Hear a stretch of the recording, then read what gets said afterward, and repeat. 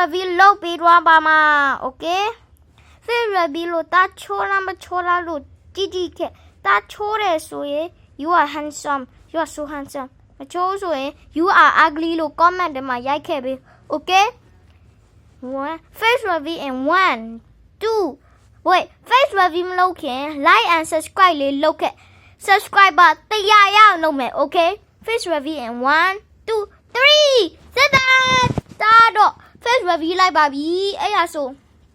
face review လိုက်ဆိုတော့တာချော်လားမချော်ဘူးလားဆိုတာကြည့်ကြည့်အောင်ချိုးပါတယ်နော်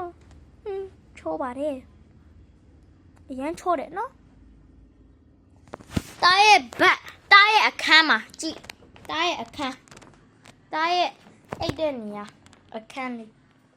တာရဲ့အခန်းကြည့်တေချာပြမယ်